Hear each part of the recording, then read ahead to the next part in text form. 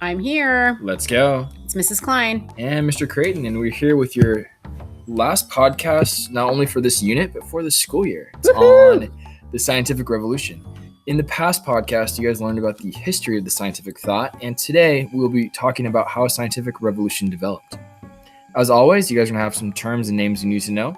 There are 4 of them: scientific revolution, heliocentric, universal gravitation, and the scientific method. Remember, when you hear this sound, it means you just heard a vocabulary term. All right, you guys, we've got a big idea as well. The big idea for this particular unit is revolutionary ideas have a continued impact on societies and government. And a couple of essential questions. The first one is, do ideas from the past shape the present? And the other essential question, how did the Enlightenment have long-lasting effects on people's ideas about government, economics, and society? All right, you guys, the first section is called New Scientific Theories. You can follow along on pages 503 and 504. Be thinking of this question as you're listening. What new ideas did scientists develop? During the late Middle Ages, humanism started to influence scholars. Eventually, they began to question classical scientific ideas and Christian beliefs. This new spirit of questioning the accepted views of the world became known as the scientific revolution. In the 1500s, scholars began to look at old scientific beliefs in a different way. A Polish astronomer named Nicholas Copernicus challenged Ptolemy's geocentric theory. Copernicus reasoned that the stars, Earth, and other planets revolved around the sun. This view is called heliocentric, or sun-centered. A German astronomer named Johannes Kepler later used mathematical laws to prove Copernicus's theory. The Italian scientist Galileo made many scientific advances. These advances challenged classical ideas. For example, some of Galileo's findings supported Copernicus's ideas. But Copernicus's view went against official church beliefs. And as a result, church leaders forced Galileo to publicly declare that Copernicus's ideas were false. In the late 1600s, the English scientist Sir Isaac Newton formed a new theory. This theory stated that all physical objects were affected by the same force, gravity. This natural force tends to draw objects toward each other. Newton believed that gravity acts on all objects throughout the universe. Because of this, he called his theory the law of universal gravitation. In 1628, the English physician William Harvey published a work about blood circulation. He accurately described how blood circulates or moves through the body. Should be able to answer this question, you guys. How did Copernicus's view of the universe differ from Ptolemy's?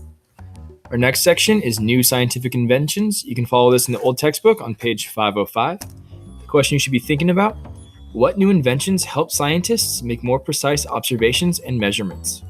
In the 1670s, the Dutchman Anton van Leeuwenhoek built a microscope.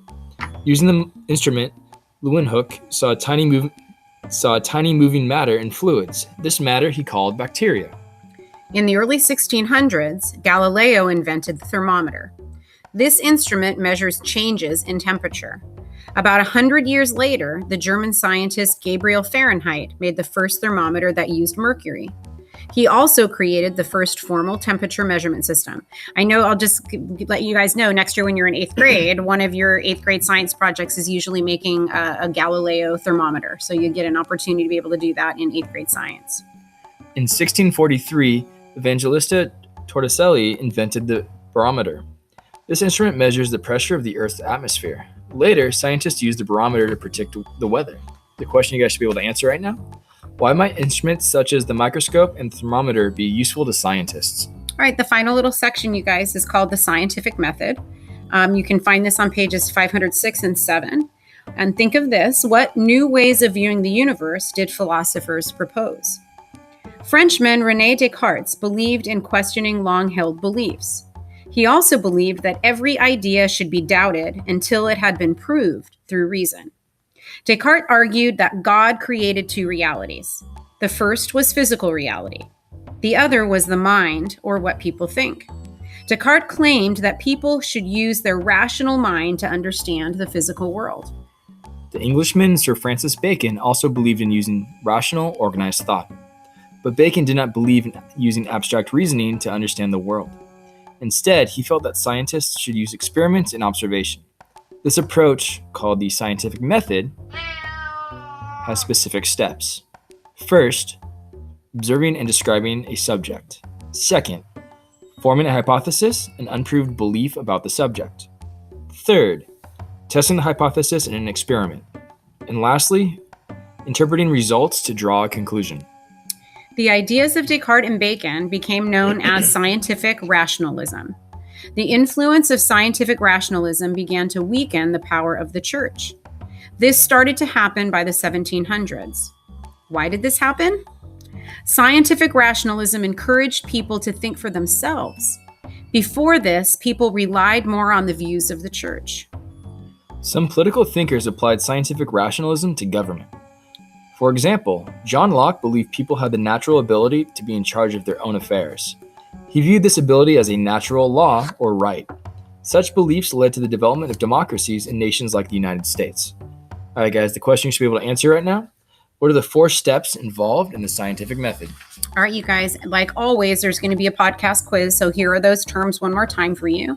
You need to be familiar with scientific revolution, heliocentric, universal gravitation, and scientific method. Goodbye forever. Congrats! Woo! We're done.